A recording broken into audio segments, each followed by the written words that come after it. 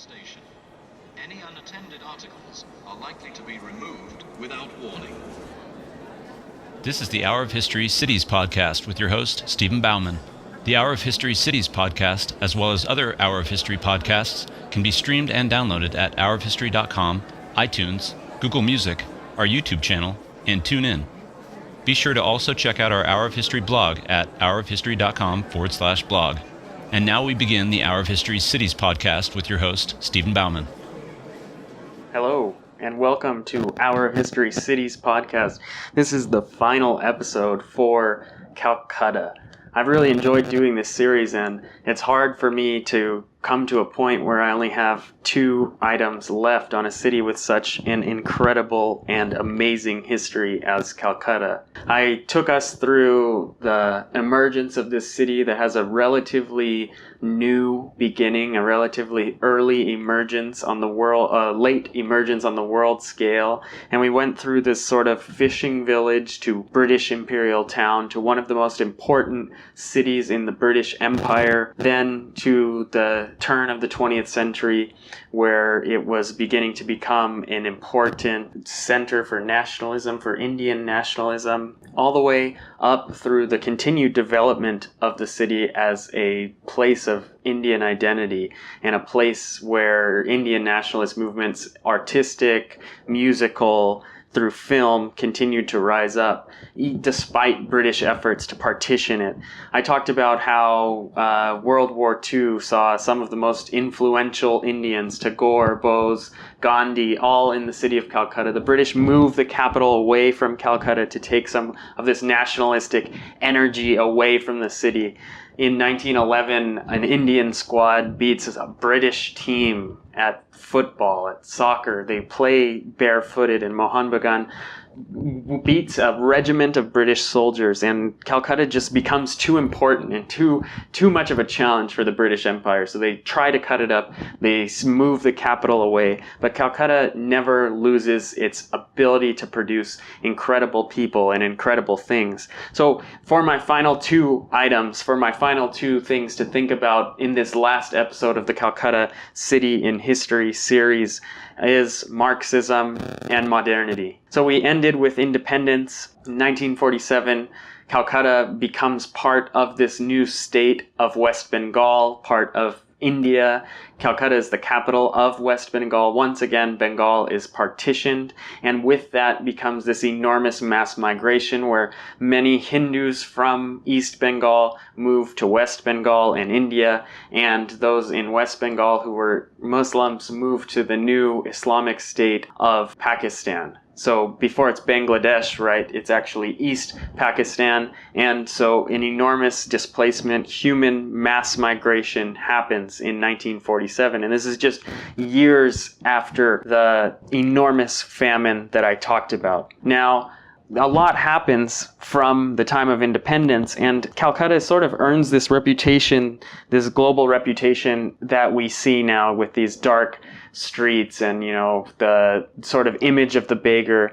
Mother Teresa, the Albanian nun, moves to Calcutta in the 1920s, and she begins to start her Sisters of Charity there, and all the way up until her Nobel Peace Prize winning 1979, Calcutta begins to develop this global image of poverty. And whether it was the famines or whether it is the sort of separation, the partition of Calcutta, this sticks in the international mind. And Mother Teresa becomes a sort of like unattachable symbol of the city that I don't think most Calcuttans would probably want to adopt for their city. She does go and work with the suffering, and that's her goal, is to, ferry these people on to the next world, to touch people who have diseases and to help them die with dignity. That's her goal. And there's a lot of controversy around that, and it plays into these other two items that I talked about. So Calcutta is kind of known for this other M besides Mother Teresa, and that's Marxism. Because Marxism becomes the predominant form of government in Calcutta, and it dominates for a very long time. So in 1970, there's sort of this movement throughout India called the Naxalite movement. It starts in West Bengal, and that's where it gets its name, Naxalite movement. And what this movement is sort of a communist, Marxist, Maoist philosophy. And it does bring a lot of division to the city. It's not until 1977 that the sort of embers of the Naxalite movement are consolidated into one left front, and the left front wins this election. So the Communist Party of India, a Maoist party, is a Marxist party, is in favor of the sort of reforms that you might expect from a Marxist government. It models itself in many ways after the Maoist style of communism, and it comes to power in 1977. It remains in power for 34 years, which is the longest any communist party remains in power in any democracy or in any place with free elections. So it's rather extraordinary that Calcutta has this communist party in charge. And they enact the sort of reforms that you might expect to see. Education is something that becomes more widespread. There's achievements like the Calcutta Metro that is developed. But even under this government that is for the working class and claims to be for the working class and claims to be for the working people, Calcutta continues to develop this sort of reputation as a city that is associated with slums abroad, which is, as you know from listening to this series, is not necessarily the best representation of the city. A city that had an enormous amount of art, an enormous amount of artists, and a just incredibly rich cultural heritage. Now, in 2001, Calcutta is renamed Kolkata. For many speaking English, it continues to be referred to as Calcutta, as I've done on this podcast. It's just one of those sort of reforms that you might expect from a communist party. In 1998, Amartya Sen wins a Nobel Prize in economics for his work on the Bengal famine. So Calcutta continues to produce this enormously successful, highly educated class of Indian intellectuals. So that's sort of where the modernity comes out of. So there's an enormous amount of successful thinkers and artists that come from Calcutta, and modernity is something that really marks the city despite its portrayals abroad. One of the most successful Calcuttans is Satyajit Ray, who makes an enormous catalog of films that both show Calcutta and India and Bengal. And these are some of the words he had to say about the sort of challenge it is to actually portray Calcutta in a film. He says, take a single province, Bengal, or better still, take the city of Calcutta, where I live and work. Accents here vary between one neighborhood and another. Every educated Bengali peppers his native speech with a sprinkling of English words and phrases. Dress is not standardized. Although women generally prefer the sari, men wear clothes which reflect the style of the 13th century or conform to the directives of the latest Esquire magazine. The contrast between the rich and the poor is proverbial. Teenagers do the twist and drink Coke, while the devout Brahmin takes his daily dip in the Ganges and chants his mantras to the rising sun. What should you put into your films? What can you leave out? Would you leave the city behind and go to the village where cows graze in the endless fields and the shepherd plays his flute? You could make a film that would be pure and fresh and have the flowing rhythms of a boatman's song. And then he continues to explain, you could go back in time, you could look at some traditional aspects of Indian culture, or would you rather stay right where you are, right in the present, in the heart of this monstrous, teeming, bewildering city, and try to orchestrate its dizzying contrasts of sight and sound and milieu? So Ray sort of is able to capture this. He writes this in 1963. So he writes this before Bangladesh fights for its independence in 1970. He writes this before there's these mass immigration issues where tons of people come from East Bengal to Calcutta and attempt to assimilate, attempt to have a better life in Calcutta. But he's still able to capture that sort of Calcutta spirit in which people are able to have access to almost anything they want. So there's enormous amounts of education in this city. It is a modern city. It has modern subway, all the trappings of modernity. In the metro, you can go down and watch cricket matches on modern monitors. The American consulate is on Ho Chi Minh Road. So there's this tangling of history and modernity in Calcutta that leads it to sort of be unfairly represented in world history. So it also faced the problem through the 1950s up to present day of an exploding population. So through these mass migrations, it goes from 4 million people in 1950 to 15 million people today. And that's something that the city is still dealing with. As people can move freely around, that sort of challenges this Marxist ideology and central planning that the CPI was attempting to do, because you have a common influx of people.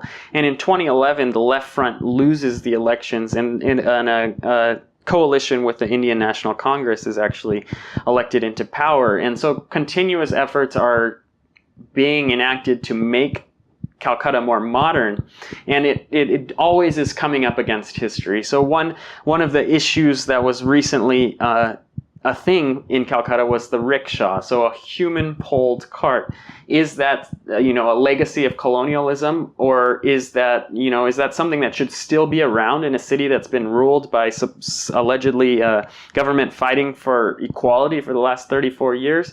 And one of the issues is, one of the debates that sort of came up is, well, I might not use that, you might not use that, but do we have the right to deprive that person of his job? Even though they make so little money comparatively to, say, a doctor or a professor in Calcutta, they're still making a living by carrying people around. So Calcutta remains this sort of city of contradictions, a city where there is enormous beauty and enormous history, but something that people have continued to put into this position of being a city that remains viewed as underdeveloped despite its close contact with modernity, and despite the fact that many people have access to modernity and its production of excellent intellectuals and artists. So Calcutta remains this sort of relic of the British Empire, while at the same time being a bastion and a example of the potential of the enormous modernity and growth that India will certainly have going forward in the future. So although I was only given 10 items to choose in this 5-part series, and I ended with these kind of conceptual thoughts, I'd never really had as many finite items as I did in the previous series I've done on the Cities podcast.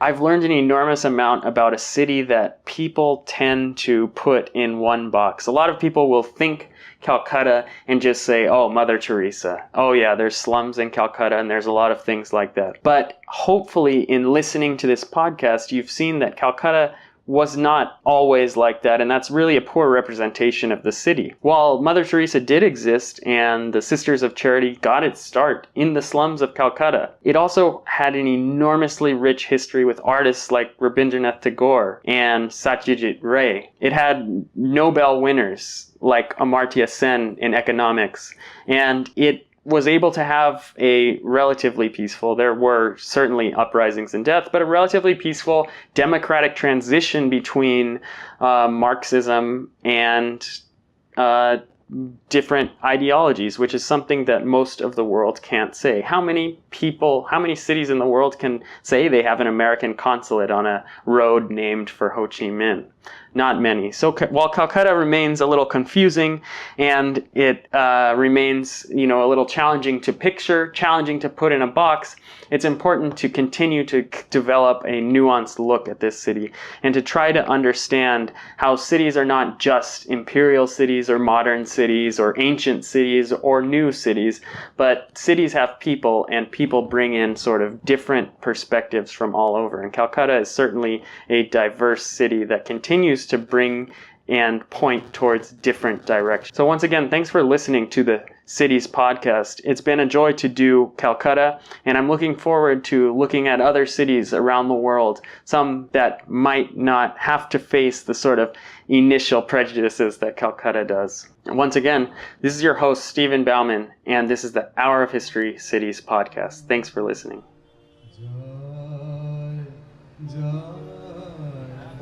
জয় যে ভেসে আজি হৃদয় আমার জয় জয় জয় যে ভেসে আজি হৃদয় আমার যার পাইলে দেখা তার দেশে ভেসে ভেসে